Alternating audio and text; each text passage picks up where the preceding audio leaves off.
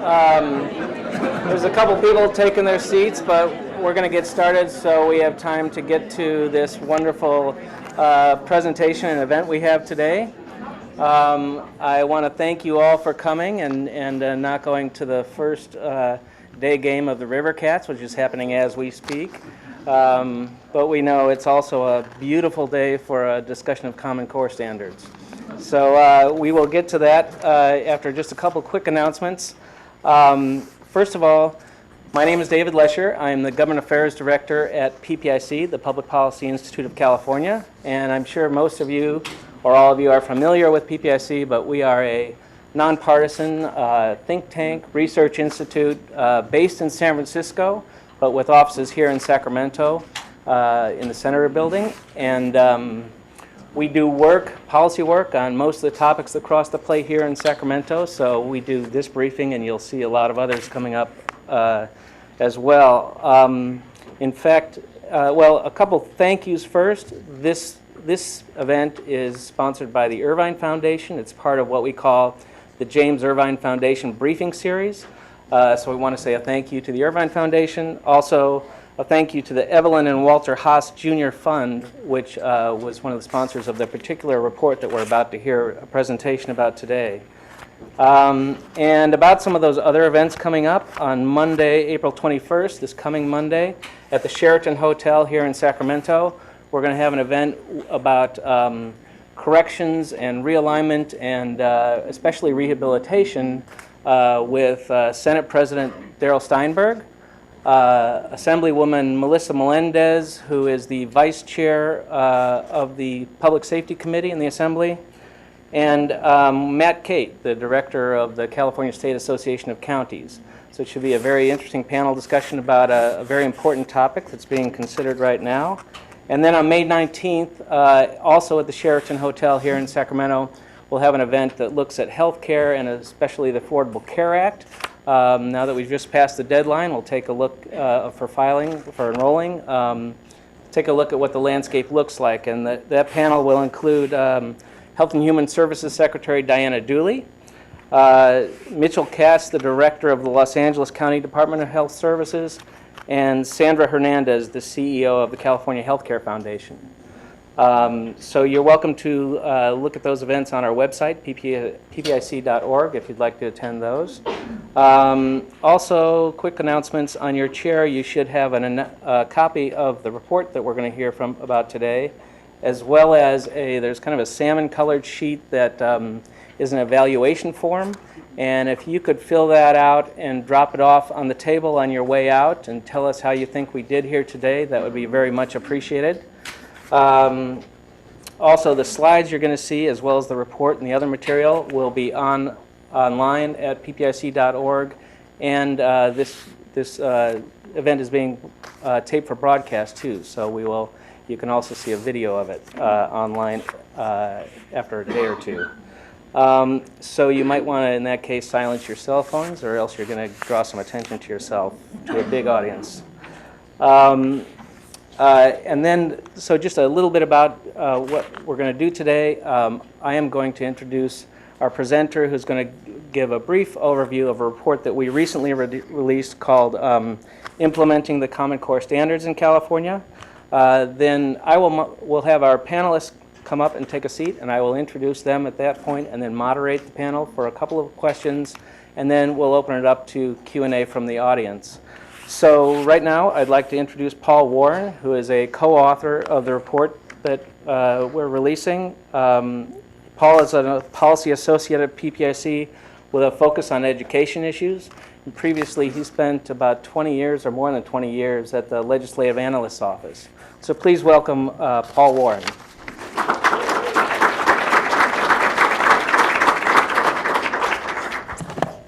Thank you. Thanks y'all for coming. First things, I don't have any browning on my face, right? Okay. You always have to check, you know. Okay, so we actually produced two reports today. This one is on more of the local issues, and then we also have a report that talks about some of the state issues with Common Core implementation. Mostly I'm going to talk about local implementation. So in 2010, we adopted Common Core state standards. These standards were developed by the National Governors Association and the Council of Chief State School Officers, when the Chief State School Officer is Mr. Torlickson here in California. And it's been adopted, the Common Core standards, by 45 states. And what standards do is they define what K-12 students should know and be able to do in English and math. So they chart out for each grade what we want students to learn. Just for your reference, the last time we adopted standards was about 15 years ago. So these are long-term decisions that are being made, and they have a lot of consequences. So California also adopted new tests to go along with the new standards, and they're called SBAC, or Smarter Balanced Assessment Consortium tests. And again, this is another state-created consortium that's designing tests around the Common Core standards. These are going to be different, though, in that they're going to be done on computer, and they use what's called adaptive testing, which it means that basically the test that any one student gets is different because the test reacts to which ones you get right, which questions you get right and wrong, so that it can really center in on what students know and what they don't know.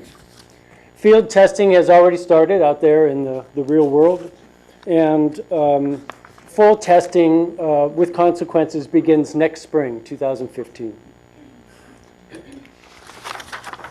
So the goals of Common Core standards are three. One is that they provide a set of high-quality standards to states.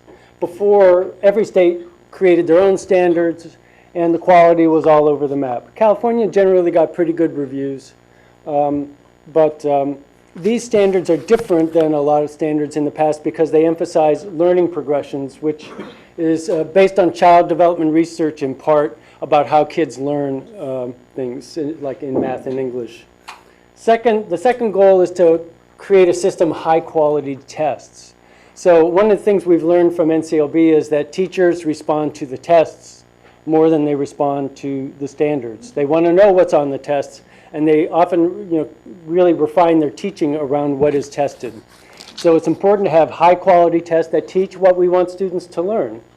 And in this case, there's a much bigger emphasis on things like problem solving and conceptual understanding. And then the third goal is to have allow comparisons across states. Right now every state has their own tests and their own standards, and there really isn't any way to understand relatively how students are doing in each state. So the biggest thing that faced districts in coming to grips with the new standards is that they implement a new curriculum. And the curriculum is just a plan for how they're going to teach students during the year. And that's both in terms of scheduling during the year, but also for every teacher has to kind of approach, how am I going to teach this particular unit to kids? And so this is a big deal. It gets all the way down to the classroom, very intense part of what teaching is all about. So districts have to do things like purchase new textbooks or find ways to adapt their existing textbooks to the new standards. They develop new lesson plans that they have to learn about these learning progressions, which are a new concept for California, as well as there's a real emphasis on these higher level skills in the new standards, which really weren't as emphasized in our previous standards. And so there's a lot of teacher training that is needing to go on, both about the sequencing and the way the standards are built, but also just in how to develop good lessons to teach some of these things. So there have been a couple of different surveys about how districts are doing. This is a slide from the county superintendent survey. And what this reports is the percent of districts that report, like in this case, it's 58% of districts report that all of their teachers have reviewed the standards in some depth, okay? But it's only 58%, and here we are in, well, this was done in the fall of last year, so October last year. So you still had 42% that were in the process of introducing these standards to their teachers. And as you can see, there's about a quarter where very little had been done at that point. That survey also found that about 20% of districts reported that teachers had completed lesson planning for the new Common Core standards. So again, that's another sign of evidence that this is a real ongoing thing that even in the fall of this past year was, it was in an early stage. The second area that districts need to focus on is technology. As I said, these tests are being given online. So it's not like they send computers out to the schools with the tests on it and they're sitting there taking these on tests on computers. They actually have to link up with the Common Core computer, I don't know where it is, and interact with the computer remotely. So they have to get computers or tablets. They also have to have sufficient internet bandwidth at each school. And in a survey that the department did last spring, about 2/3 of districts thought that they would be ready, and a small number were pretty sure they weren't going to be ready. But among those, that 6%, the larger districts were overrepresented. You probably are reading stories about what's happening out there now, and there's glitches that are occurring as you would expect in the first time a run through of something like this. I don't really know, though, kind of from a statewide perspective, have a good feel for how it's going to come out. So as I said, we also have a second report on state implementation issues. It's called California's Transition to the Common Core. And what we did is we looked at 3 other states, New York, Tennessee, and Kentucky, and looked at how they implemented Common Core and compared it to how we implemented Common Core. They're a little bit ahead of us. They started implementing early, and they also took a different strategy than California took. One of the things that all of these states are showing, though, is that testing on the Common Core is showing lower proficiency rates than on their previous tests. And that's definitely a big issue that we're going to have to face and sort of get out front of and say, look, we expect this is going to happen, and there's good reasons for it, and it's just part of changing standards and changing tests. So with that, I think I'll stop, and I invite the panels to come up, and Dave, come on back, and thank you very much. I'll be around to answer questions later.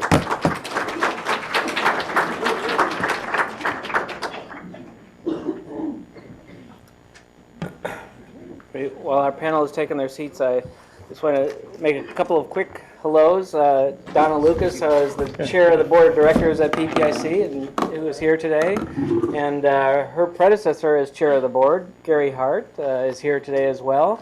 Former Secretary of Education in California also. And Chet Hewitt, a good friend of PPIC, the president and CEO of Sierra Health Foundation. So a couple of quick hellos to the audience. And I will introduce the panel, and then we'll get started with a couple questions, and then, like I said, we'll open it up to questions from the audience. First, well, I guess I'll start with Patricia Rucker. Patricia, there is full bios you should have gotten with your agenda, so I'm just going to give titles and names. But Patricia is at the State Board of Education, a member of the California State Board of Education, as well as a legislative advocate at the California Teachers Association. Next is David Gordon, who is the superintendent of the Sacramento County Office of Education and previously the superintendent of Elk Grove Unified School District. And for those of you who remember the Governor's Committee on Education Excellence, he was a member of that as well. And Patrick Murphy is the research director at PPIC and a senior fellow at PPIC. He is also a professor of politics at the University of San Francisco, and his research portfolio focuses on education issues.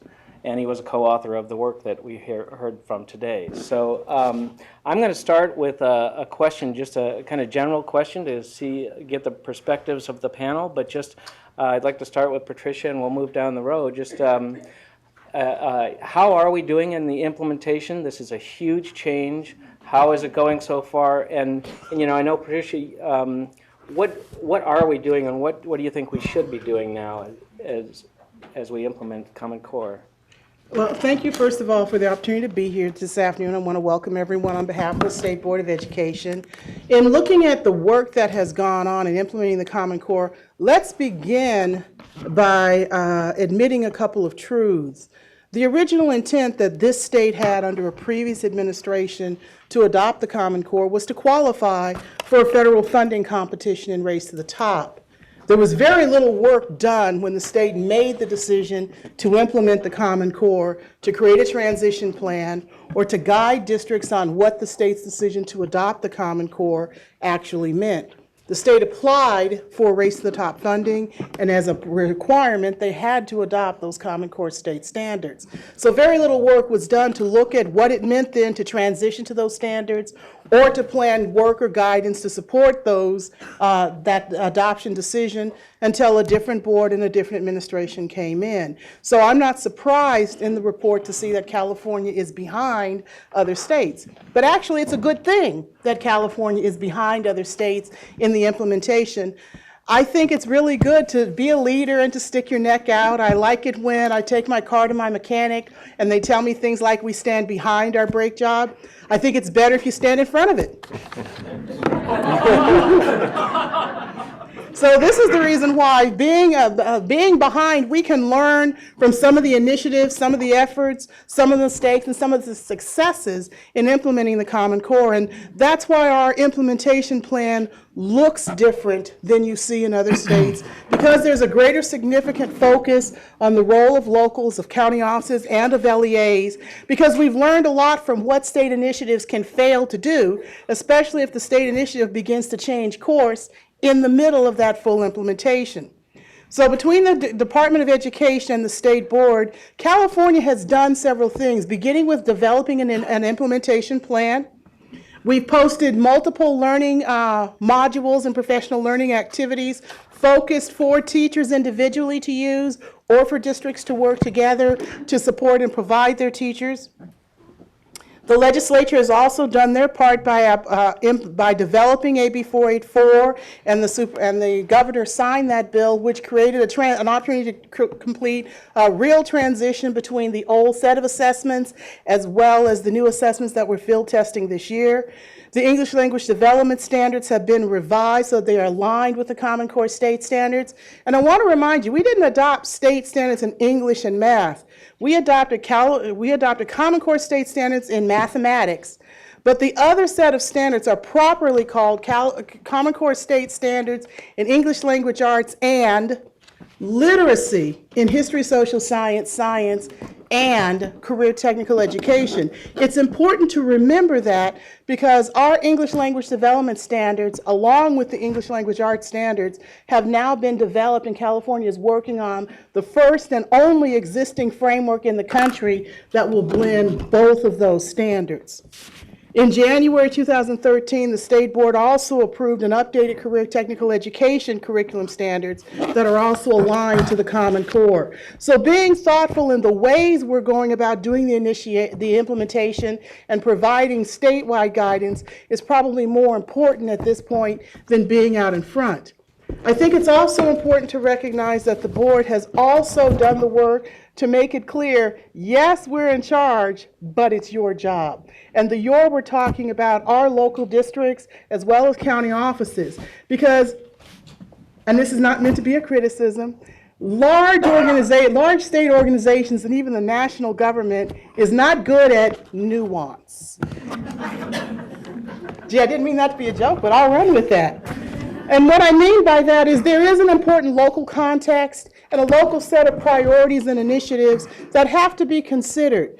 Teaching and learning in the Los Angeles Unified School District is very different from teaching and learning in Shasta County, where students from other counties actually go to attend their high school. So there are other considerations about the way the Common Core needs to be implemented, and there are other issues about collaboration that become very important. Finally, and perhaps most importantly, the legislation that provided funding to districts to implement the Common Core required a great deal of stakeholder engagement. That's not something that the state board or the Department of Education should be facilitating or should be mandating, because again, in the local context, how stakeholders choose to operate and the norms of collaboration among stakeholders are something best developed among locals. So California has learned a lot from the outliers like New York and Tennessee, but I believe in the end, California is also creating some leadership and providing some guidance that other states are looking at. We are the only state that made that significant financial investment of $1.2 billion, billion with a B, not an M, to help locals make decisions about what their priorities should be in supporting their implementation. We're also the only state in the country at this time where the Common Core is not going to be on the ballot in the June primary or in the fall in November. So we have a lot to look forward to, both as a leader in doing this work, but we've also learned a lot, and I think we are making the correct steps incrementally, slowly, carefully, and over time, so that we can be satisfied not only with the long arc of implementation for doing the curriculum and for doing it right, but also an understanding this is not just a long-term commitment to changing the standards, it's a long-term commitment to changing or creating a better understanding about the meaning and relevance of instruction for students. So we're doing more than just teaching the Common Core, and we're doing more than choosing to adopt an assessment. Irrelevant of the assessment that is ultimately used to evaluate students' learning, what becomes more relevant is we are finally getting to an opportunity to create a trajectory that moves students sooner to those higher order thinking skills that become the norm of instruction rather than an incremental opportunity based on where students happen to go to school. Thank you. Thank you very much, Patricia. And David Gordon, how are we doing? Well, that's a tough act to follow. Thank you for the invitation to be here. I'm very pleased to be here. I think the State Board and the State Department have done an admirable job of launching the implementation of Common Core under some really big constraints. One that was mentioned was the time. We have been behind, but I think we're beginning to catch up. Number two is just the complexity and the size of the state. We're 10 times larger than Tennessee. We're probably 3 times as large even as New York. And that really makes a difference. And I can tell you from personal experience what a difference it makes. When I became superintendent in Elk Grove in 1995, there were 29,000 students in the district. When I left, there were 59,000 students in the district. And the difference between year 1 and year 9 was I didn't know all the teachers anymore. I wasn't in every school 3 or 4 times every year. So the scale and size of the system makes a big difference. And I give the board and the department a lot of credit for moving the system. We recently began the field test period for the Smarter Balanced Assessment, a tremendous logistical challenge, and I think both the board and the department have really stepped up to make that work, and as a result, we have avoided a lot of the challenges that were brought forth in the other states and the blow-ups in the knock on wood, the field test still has 6 or 7 weeks, 6 or 7 weeks to go. But I think we've avoided a lot of the noise in the system. But I think the main reason that we have done it is that all of the people, the entities in the field really stepped up and took responsibility for embracing the need to implement the standards in a very high quality, positive way. And there I'm talking about county offices of education. I'm talking about school districts. I'm talking about networks of school districts that have come to be created, like the core group that has a lot of the large districts, but not just them, other networks of districts who are banding together to help each other. Stakeholder groups, I know CTA, just for one, has launched a great deal of training in collaboration with districts and some of the nonprofit organizations. And I think one of our challenges is to keep encouraging these groups and figuring out ways we can put tools out there and other sources of assistance to let them do this job even better. Because the the one thing I've learned over the years as a teacher and a school superintendent is it's not the policy change per se that's going to make a difference. It's only the policy change that reaches into the classroom that will make any difference. And we've seen plenty of policy changes that never made it down past the district offices. And I think here we have a real chance. Now that will take some doing, because now on the landscape, it's not just the Common Core that we're implementing. And let me give you the rest of the landscape. We now have the whole new assessment system. And right now, we've only got the tip of that iceberg. We still need to settle on what are the assessments we're going to do beyond the reading, mathematics, language arts that's in the Smarter Balanced. We've dropped all the other assessments for now except the high school exit exam. Do we want to keep doing the high school exit exam? It costs about $14 million. It's tied to the old standards.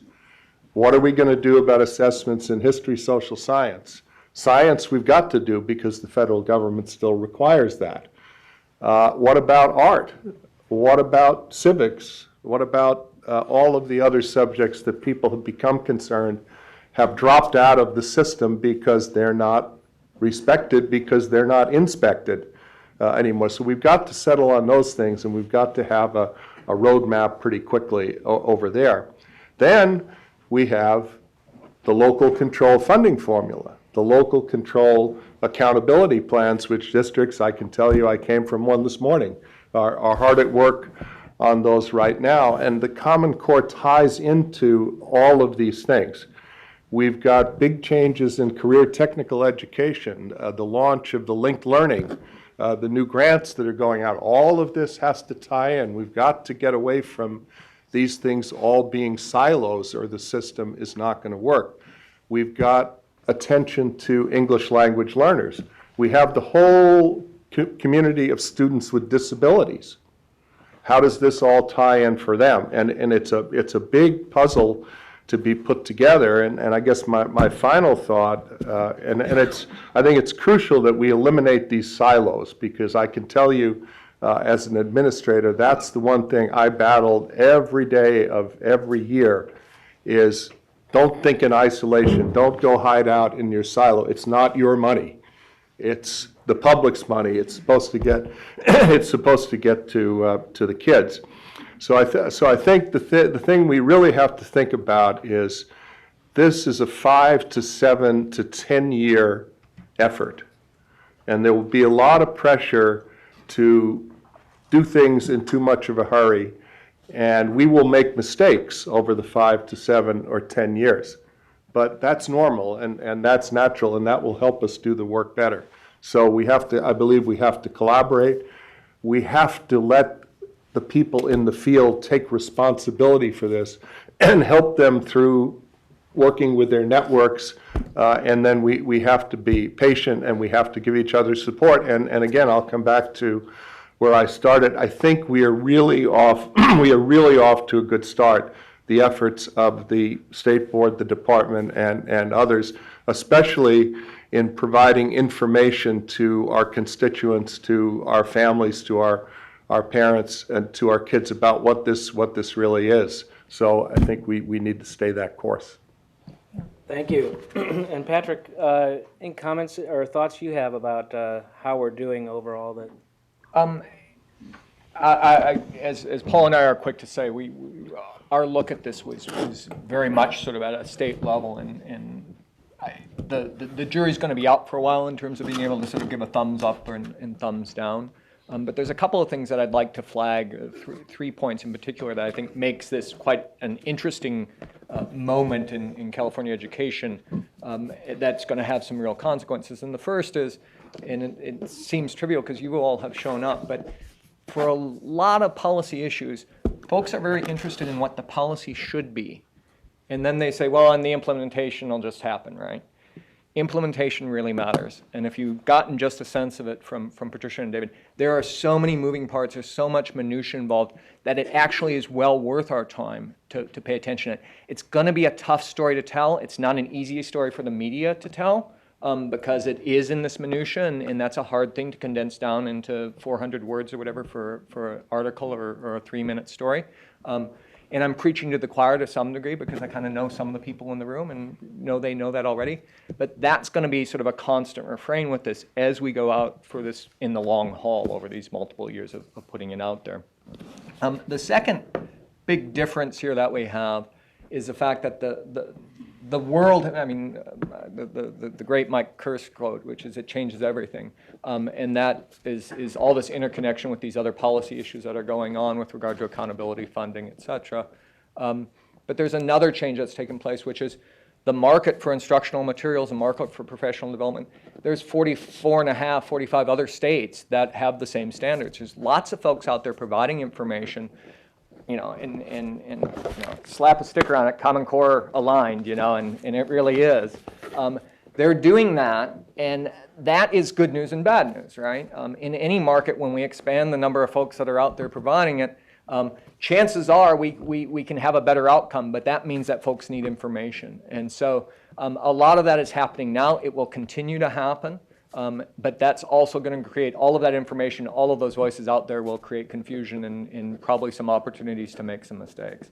Which brings me to the point that I think is kind of quite the interesting opportunity, and picking up on what Patricia said. We're behind, and I'm going to sort of package this and say, and we can be strategic late adopters. We can be smart as we move forward, and Paul and I focused on a kind of a new role for the state board and the CDE to play. That goes away from things like basically giving thumbs up or thumbs down on textbooks, right?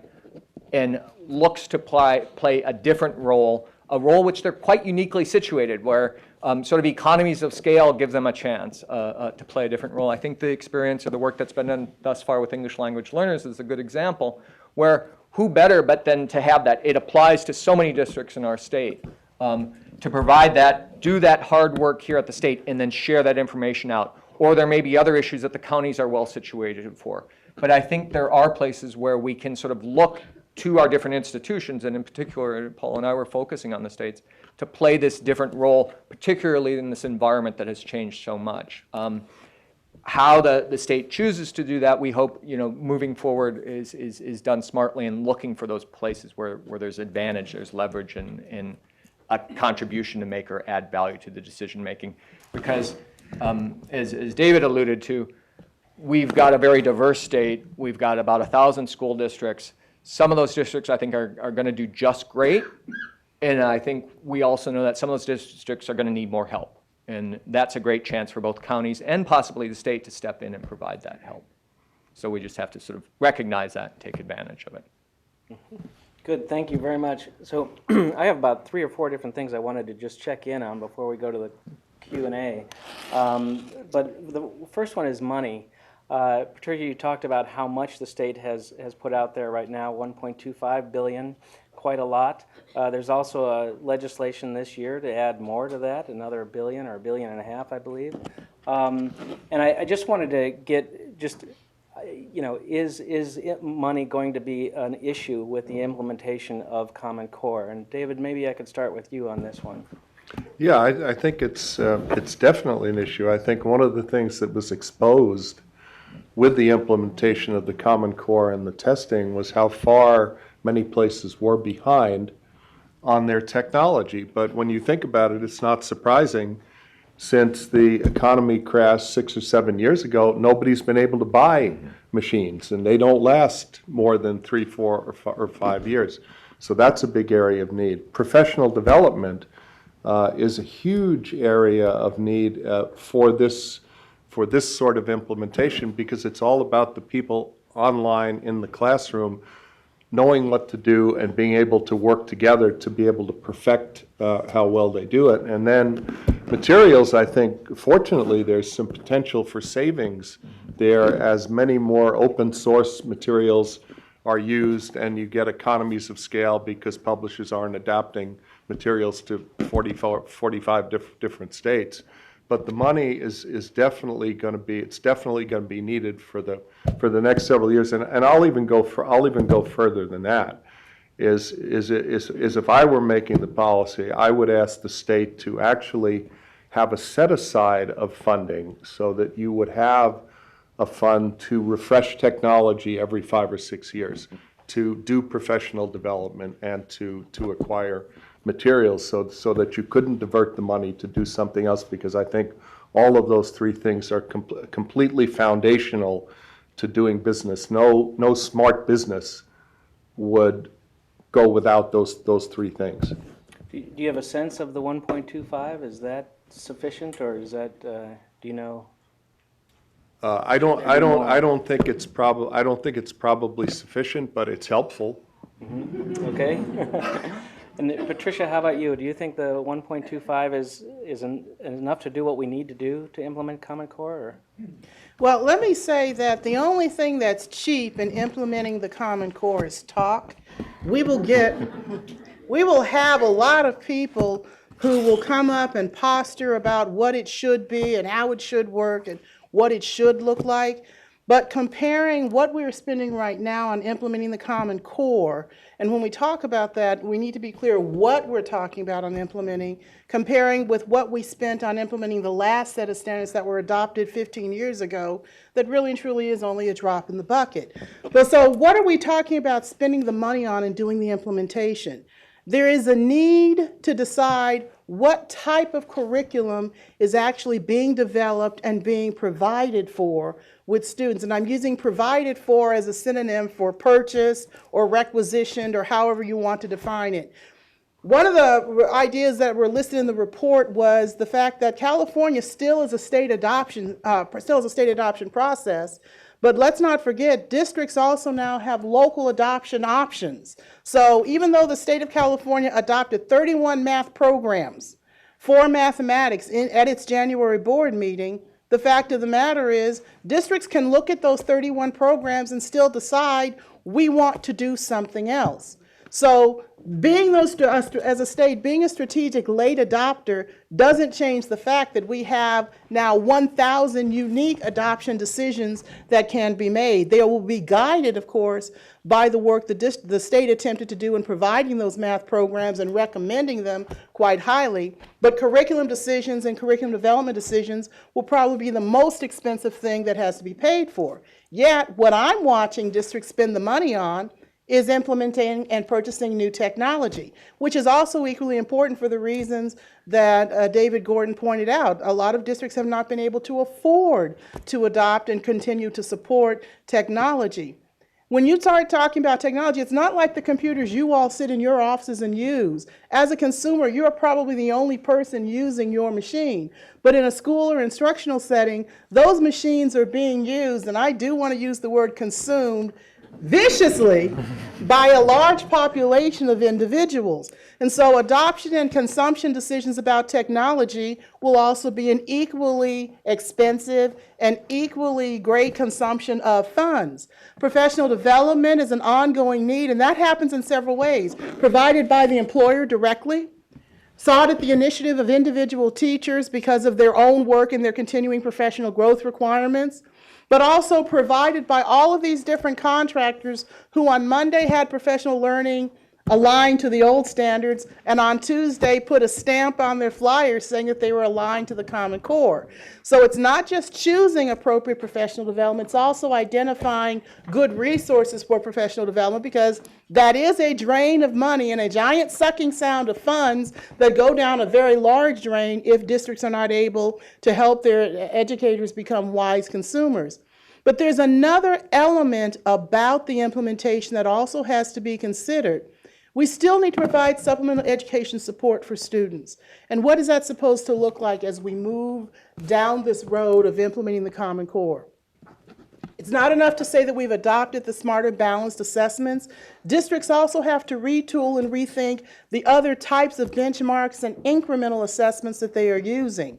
And as the state moves forward to look at the overall assessment program, what are we assessing and what are we paying for, and what are the purposes of assessment?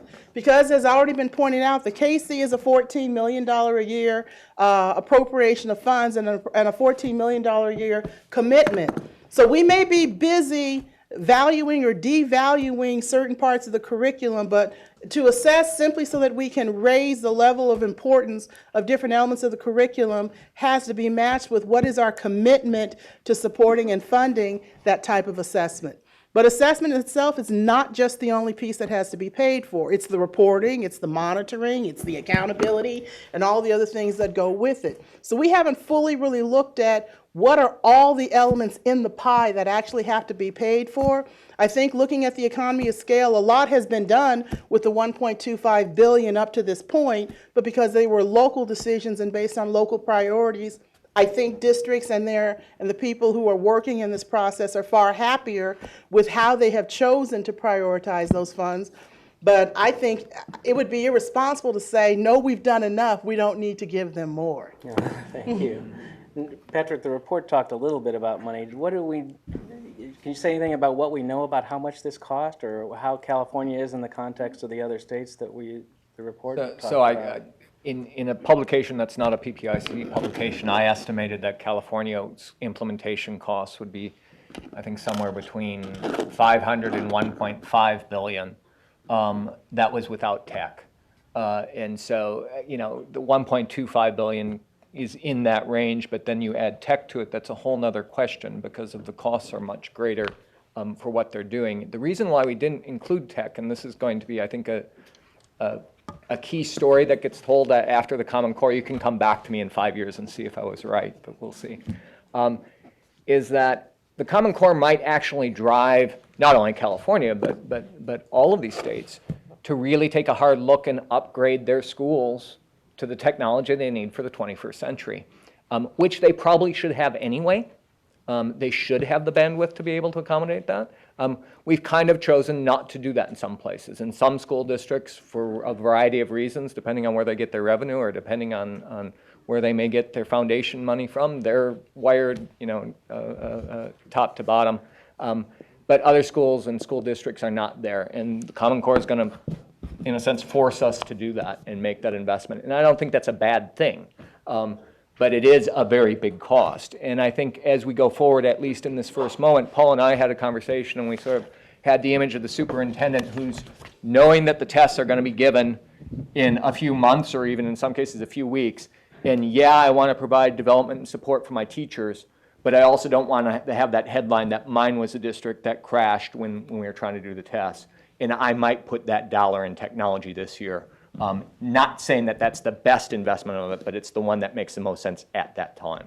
So we're going to, I think, see that, and the notion that there may be more money is something worth watching. My last note is, of the 1.25, none of it went to CDE. It went out to the counties and districts. So I'm going to try and combine two of my questions into one just for time's sake here, but looking at the state role, teacher training is clearly one of the biggest parts of this implementation. And Patricia, you talked about some of the things the state has out there on the issue of teacher training, but what is the state's role in this important step of implementation? Are there things the state could or should be doing? And then the other state component or question, I think, is we all have an interest. There's a lot of local discretion here. We all have an interest in the kids in the Central Valley getting an education, or anywhere around the state getting an education. Is there a role, or what is the role at either the county offices of education or the state in terms of assuring that that the districts are doing everything they need to do? So, Patricia, can I start with you? Okay. All right, so there's that standing in front of your brake jobs thing again. In California, it's very important to say that we have relied very heavily on the expertise, but also the priorities and the attention of districts and their education employees for every element of what the state is trying to do on the Common Core state implementation.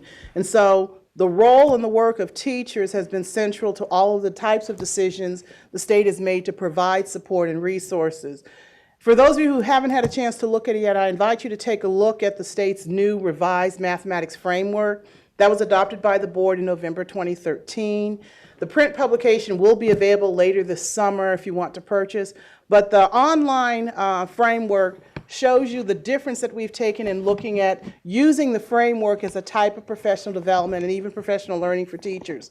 The focus in each chapter by grade level is on the 3 elements of the math implementation: focus, coherence, and rigor. It's intended to be consumed by grade level teachers so that they can look at the chapter of the math framework related to the work and the priorities they need to do. The draft of the English Language Arts Framework is also underway, and it's out right now for the 60-day public review. The English Language Arts Framework is a little bit different from other frameworks and even more different from the math framework because the focus in that framework is not only on providing teachers guidance on what it means to use informational text, but then also how teachers can then do the things we all learned in teacher preparation about teaching across the curriculum, using mathematics standards to teach appropriately in particular types of content areas. In addition, the board has conducted has provided a Common Core State website, a web page with hundreds of resources to support local implementation of the Common Core standards. A lot of these are organized for specific audiences, teachers, administrators, and parents. The CDE has created a communications toolkit and has transferred a lot of parent documents and translated a lot of them into 17 different languages. And it provides our local education agencies with a lot of tools and support to help them communicate information about the Common Core implementation to parent communities about the Common Core.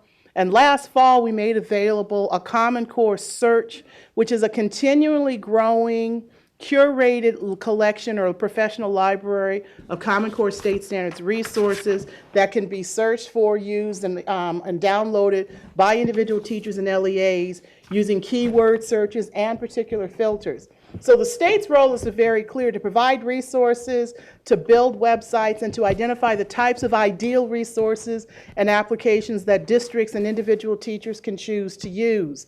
The work that but it's not the state's role then to mandate this is the only place you can go to. I think that the state has taken on the idea of creating not necessarily a good housekeeping stamp of approval, but doing the work of tolling through the internet and identifying resources and saying, here's the best of what we find, and we are continually doing the work to update and provide that information and get the word out through regular visits from CDE staff as well as board members like myself visiting across the state to tell people, look what we have for you, look what we can make available for you, what else do you need? So taking the leadership role and stepping out in front and saying, here are some good things for you to consider, but also doing an important part of leadership, which is what I have learned in this position. I have to do more listening than talking. So having the opportunity to actually go out and do a lot of listening about where the needs are and what the needs are makes us better able to communicate with, at the 5,000-foot level, not only with the legislature, but among ourselves about where the needs are, where the gaps are, and what more we should be doing to address those gaps. Do you think there should be a role for the state in terms of performance evaluation or some kind of accountability about local performance or oversight or anything like that? It's interesting you would ask that because the legislature didn't find it important to write into the statute that authorized the $1.25 billion a requirement to evaluate the programs. But the department staff and the state board certainly believes that that is very important and independent of mandates in the legislature. That is work that we're doing in an ongoing way, and we're still working on figuring out how that monitoring can look and what we can charge our staff to do. Good. Thank you. And David, your thoughts about those state roles? Well, again, I think the task is so overwhelming that the state alone cannot do it all.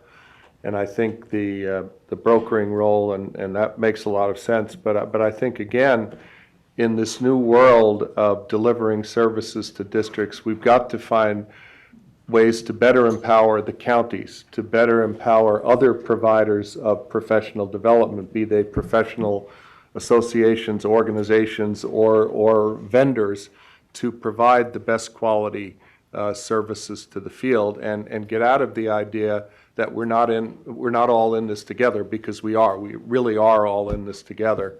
And I think the local level has some real tremendous talent. I know the district I worked in did, not because I was there, but because the people happened to be talented.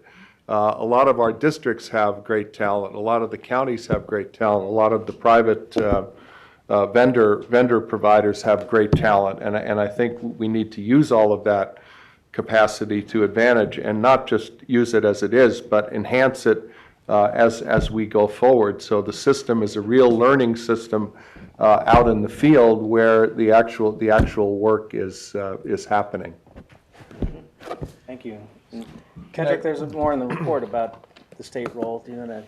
So I mentioned earlier this sort of abstract notion. There's unique opportunities for the state to use its unique position or whatever. Let me give you an example that just builds off of what was just discussed. How many folks have ever, when they're buying something on Amazon, looked at the reviews of the product? We have lots of folks wrestling with these decisions, lots of folks making decisions to implement. And there could be, and this is going to sound a little goofy, but we have to look at things differently. I don't think Paul and I actually used the word Yelp, but for perhaps the state to consider setting up kind of a Yelp-like site for instructional materials, professional development, a way in which we can get all these different folks who are participating, and particularly those folks who are dealing with it right on the ground, to exchange information about sort of what's working and what's not. And that is at least one way we can use technology that the commercial markets have used for quite a many years now to harness that information and then exchange it. That we could use for something that I think is very appropriate given the scale of California and is an appropriate state role that, as Patricia said, try to identify those good ones, but then also give the option to others to find other things. Well, here's a way in which if I'm in Santa Barbara and I find something that I just think is great, let me explain the application, put it out there. As we all read those reviews, we kind of look to see if that's us. I have great faith that our administrators and teachers can kind of look to see if that's a good fit for them too. But it's the task and the scale of it, I think, requires trying to look for ways in which we can kind of maximize that exchange of information and possibly happen both sort of local up to the state down to the local, but across the locals, counties, et cetera. Thank you. So I have a couple more, but I'm going to open it up to Q&A, and we have microphones. You guys have microphones, right? Marjorie and Kelly have microphones because we're not only taping this, I forgot we're actually live streaming it. So we need to do the questions into a microphone. So any questions? Yes. I have a question about. Well, in just a second, Kelly's going to dash down here. It's very quick. I had a question about the testing results. I'm a retired teacher, and I can remember that we might get testing done in May, and you find out in November how things were. As a classroom teacher, that's way, way too late.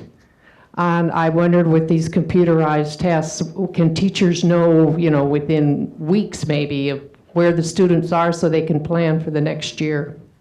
Good question about testing. What gets back to the teachers and when? Do we know that, Patricia? Who wants to take that? In terms of the turnaround, it is supposed to be faster for those end-of-year tests, but a big difference, and this is kudos to California for this. California has purchased what is considered the full suite of tests so that the teacher doesn't have to wait until April or May, so that they can use the same types of tests, the same types of questions, whatever, at this point in the year to see where everyone's at and then make adjustments there and then do it again. And that information will come very quickly. The information is for the teacher. There isn't any sort of stakes attached to it, so there's great incentive to use it. And that's something that not all states that are members of the Smarter Balance Consortium have bought into. Penny wise and pound foolish as far as I'm concerned, and I think that was a very smart decision that was made by the department. Mm-hmm. Good. Other questions? Yes. At the end of the first page, on the last paragraph, you talk about the way teachers responded to assessments, and and it says the new test, in other words, will shape the way teachers implement the standards. My personal experience is that the teachers are very excited about Common Core, but not because of the assessment. And I also noticed that here, the only reference you have when you make that statement is from a test developer, an organization that develop assessments. And I did hear from one of the panel members, like if you respected, you implemented and something. So I wanted to kind of like get your feedback on, because this to me is putting the cart in front of the horses, how the assessment is guiding how the standards are going to be implemented. So can I hear a little bit about that? Well, let me begin by saying I appreciate and really do thank you for asking that question. I read the same paper, and as a former classroom teacher, I have to tell you personally that was a little insulting. There's no professional educator I know of who will say that they teach only to a test, because teachers actively fight against the idea of narrowing the curriculum so that the work that they do and the teaching they try to do is narrowly focused on what the assessment is supposed to be doing. That's the attitude and the assumption of high-stakes assessment and the environment created by high-stakes assessment. Teachers are excited about the implementation of the Common Core, and the California Teachers Association fully supported the implementation of the Common Core because many teachers will tell you they have an opportunity to do the work they want to do in their classrooms. The difference in the promise of the Smarter Balanced Assessment is that students are not going to take a test solely to pick an answer. The assessment requires students to do the work to produce an answer. So that changes also the testing environment. So if the report wants to narrowly assume that teachers are going to teach to the test, what they are actually teaching to is how to help students learn to use those higher order thinking skills to produce an answer. If that's the type of teaching to the test we're going to shift to, most people would agree that that is a good thing. But I don't believe that there is any teacher in the state of California, as a former high school English teacher, as a former third grade teacher, who will tell you that the only thing I say in my anticipatory set is, pay attention, this will be on the test. I think that that is an insult to the work that teachers try to do as professional educators. It's an insult to their students. And the fact of the matter is, every researcher like Richard Elmore will tell you, if it's not in the core, then it's not going to exist. So teaching those higher order thinking skills automatically elevates the ability of students to perform on the assessment. So while the report itself was loaded with some assumptions that I personally take issues with as a former professional educator, I believe the point that they were trying to make is that we have globally adopted this idea of teaching and a Common Core assessment that's a way of thinking. I think what they were trying to say, and I don't mean to sound too critical, but it is a criticism, perhaps inartfully, that we are still creating a high-stakes assessment environment because we are going to a Common Core assessment that is going to require a great deal of attention to what it is we're trying to do in instruction. I feel incumbent to respond. The impression of that you're teaching to the test is, in a sense, I guess you said the cart before the horse. What we were saying, or trying to say, as Patricia said, is the notion that this new set of assessments emphasizes discernment, emphasizes learning skills, gives an opportunity for teachers to emphasize that. And the assumption is that that will drive behavior. If we go to a high-stakes environment that is content-based, we probably have an assumption that that'll drive behavior as well. Maybe not for everyone. If going to that content-based high-stakes testing is considered disrespectful, it very well might be. If going to the notion that you're trying to help kids learn, to problem solve, to understand concepts, and now we're having assessments that actually do that, and that maybe doesn't drive behavior but aligns with behavior, I'm fine with that. I mean, and we may be in semantics at this point.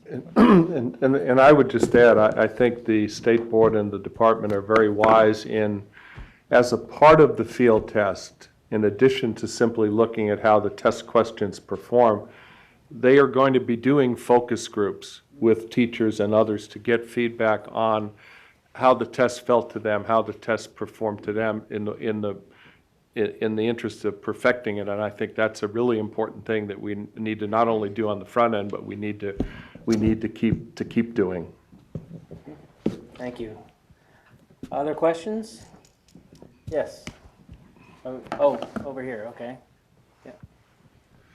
Yeah, not being part of the school system, I keep hearing phrases like discernment, higher order thinking skills, deep understanding. I wish you'd take 1 minute with a split screen, show an old standards math problem, and then on the other side, whatever concept was being taught, do it the same on the right side with the new standards, and the same thing with English. Just spend a minute apiece and give us a flavor of what Common Core really is.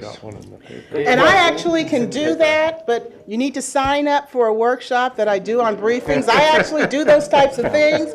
You can invite me to come out, and I'm happy to do that for your organization or your group. There's some examples in the report, too. It's in the second paper? It's in that paper. It has a box, the one that's on your chair has a box of two tests next to it. The other thing I'd encourage everyone go to the I think it's sbac.org, Smarter Balance's own website. You can take practice tests. Yeah. And it is quite eye-opening. Instead of, pick A, B, C, D or whatever, it's take this curve and fit it on the math quadrants where it goes with that equation. That's a different set of skills that have to go in. And by the way, it's an infinite number of possible answers, right? So that's somewhat getting at that. But the way in which you really kind of immerse yourself in it is put yourself in the chair and start taking the test, and you start realizing this is very different than we could probably do a show of hands of how many people did the number 2 pencil and bubbles. I mean, that was up until last year for a lot of folk. And I won't argue that was necessarily that effective. I'm not saying this is perfect or great, but it is a very big difference. It's a very good question. There's some pretty big, interesting changes. There was another question here. Yeah. I have a quick question about teacher workforce. So for instance, if we think about future teachers, what do you think are some of the implications on the teacher workforce? And also, what do you think are some of the state and local's roles in helping preparing future teachers?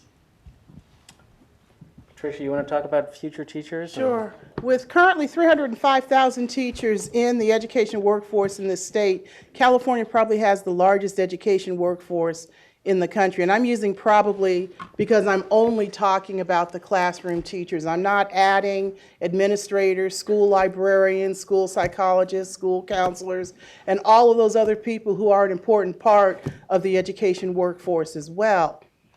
And the reason why I didn't include those folks is because other states have more or a higher percentage of those folks in their education workforce than California has.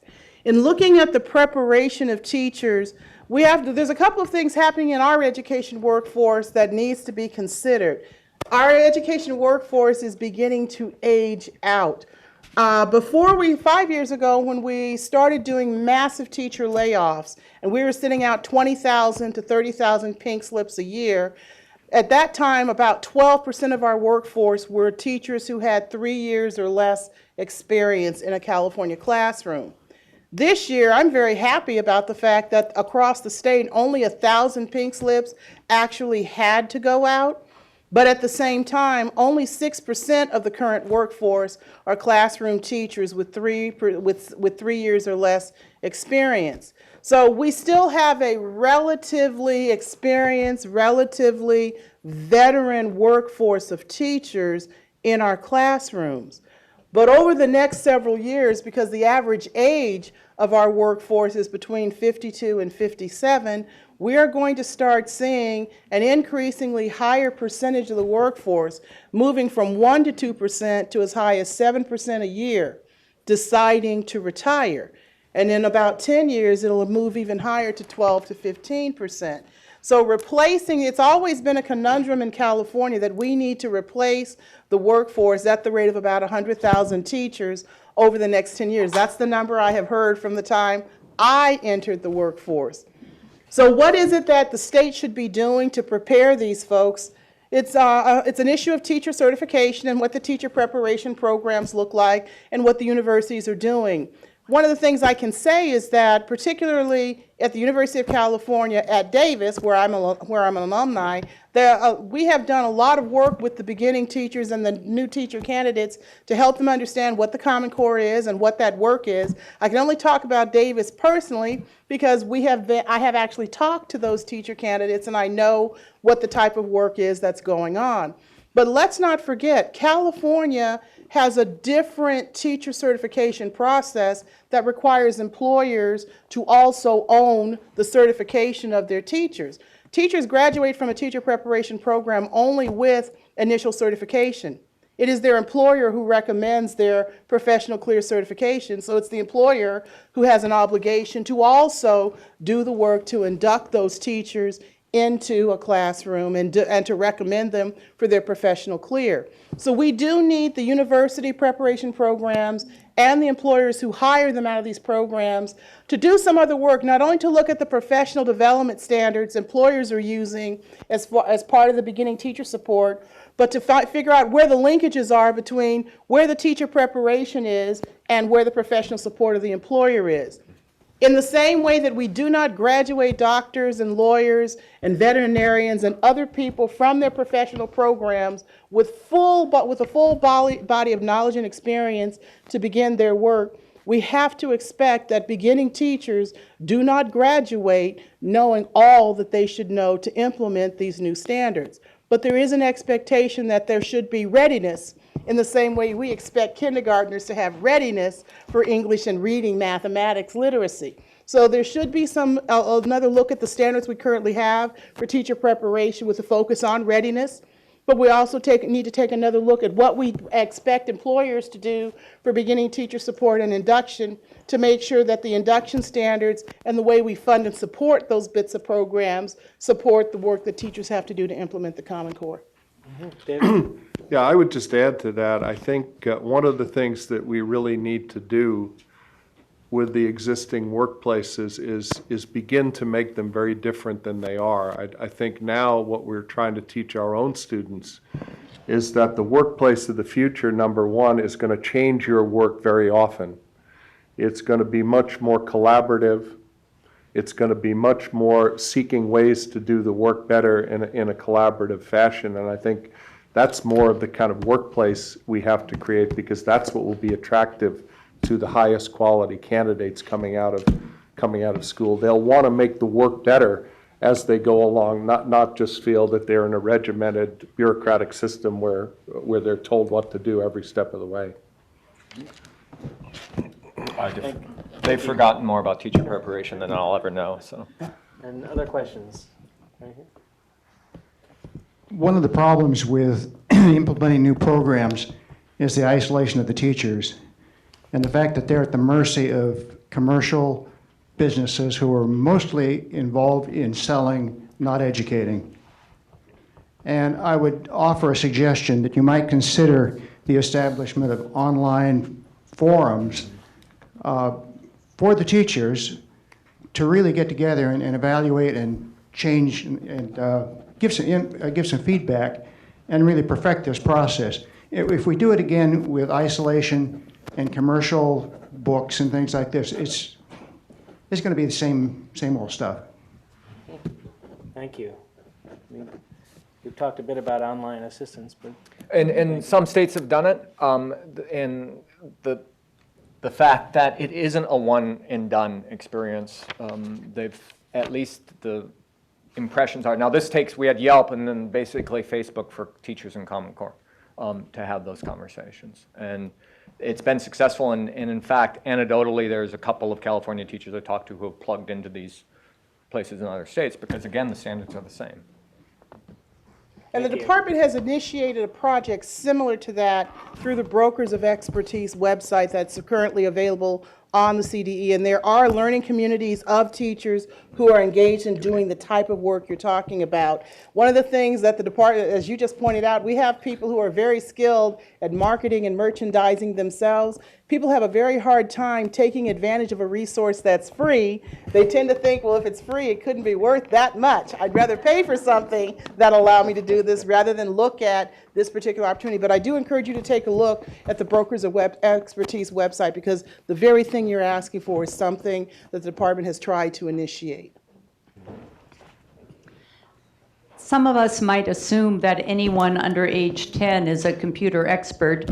However, I'm concerned that these tests, which will be administered via something resembling computers, will have a bias against those young learners who perhaps do not have computer experience at home. How is that going to be addressed? Good question. Any thoughts about computer literacy and how it affects these tests? Well, you know, in a previous life, one of the things that I did before I came to work for the California Teachers Association, I taught in the teacher preparation program at CSU Sacramento, and the course I taught was instructional computing. Teaching and using computers in an instructional setting is very different from using computers in an assessment setting. One of the things that's important to remember about the computers, and I do agree with you, for students who do not have a certain level of literacy with using the computer, there are going to be some natural assumptions about whether or not the computer itself is an obstacle for students to do well on the assessment. In the same way for English learners, if we're only doing English-only assessments, are we testing their ability to do well in math and history, social science, or their ability and literacy skills in English?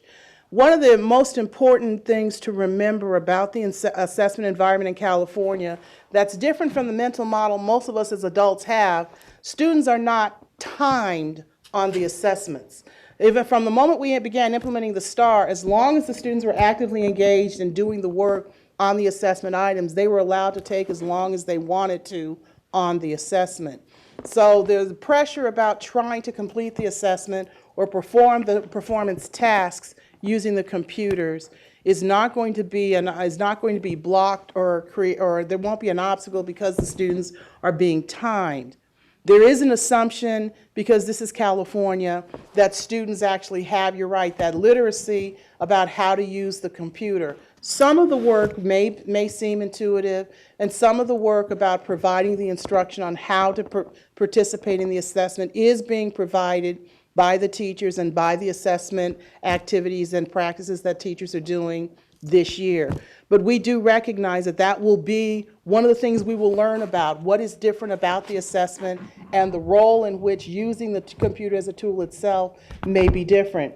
I can say I did talk to lots of groups of students after last year's field test. They were very excited, not just about the opportunity to use the computer, but for students who didn't use a computer every single day in their classroom, they were excited about the fact that using the computer by itself was not a reason that they didn't feel they could do well on the assessment. So while we can be safe and assume, it is a safe assumption that students who don't use a computer as a norm in their instruction will have some obstacles to overcome, I think that it is an obstacle we can overcome in time.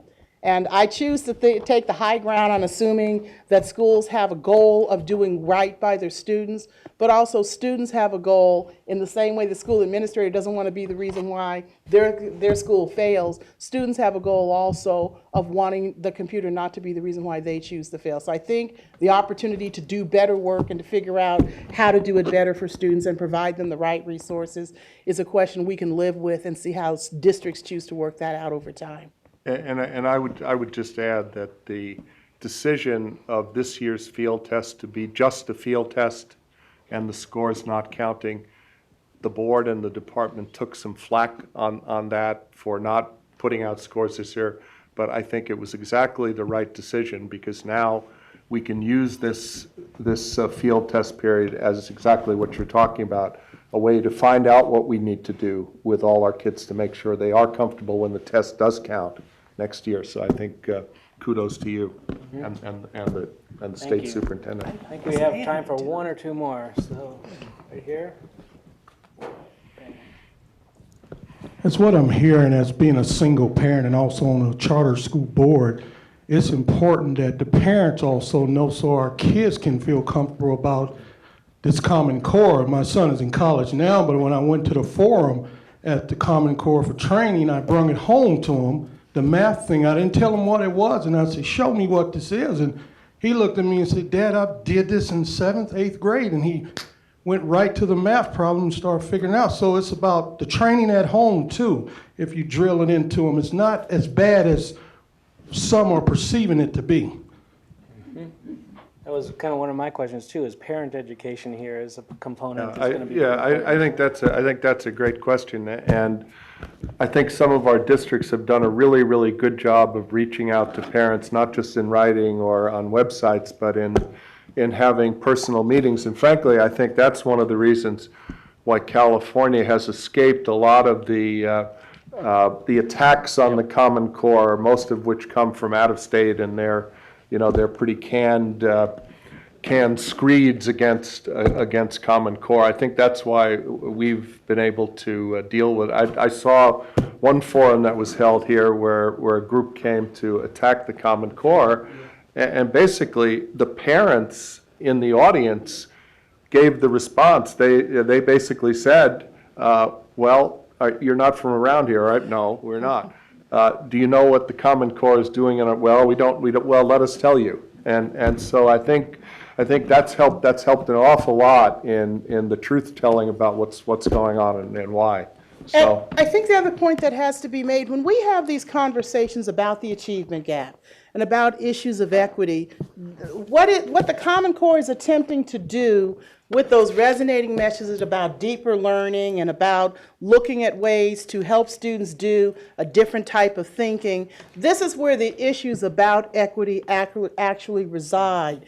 What the Common Core aims to do is to create as a norm the types of educational experiences that all students should have exposure to, regardless of whether they choose to go to college after school, after they finish high school, or enter the workforce directly. So the fact that your son could identify these are the educational experiences that he was already aware of, the truth is not every child in California could say they had those experiences. The goal of the Common Core is not to drill down and narrow the curriculum experiences for students, but to create assurances for parents that we understand here is where quality resides, and all of your children, regardless of the zip code they live in, will have the access to that same type of quality. So the promise is that I'm not going to say it's going to close the achievement gap, but it's definitely going to give a picture and a face to what equity and educational quality actually looks like, because it gives a clear definition about what the norms of good instruction is supposed to look like. So I appreciate you for making that comment. So thank you very much. I think we're at the end of our time, so please join me in giving a really big thank you to the panel. And thank you all for coming, and if there's any other questions, we'll be up here. Very nice to meet you, too. Thanks for coming again. Thank you.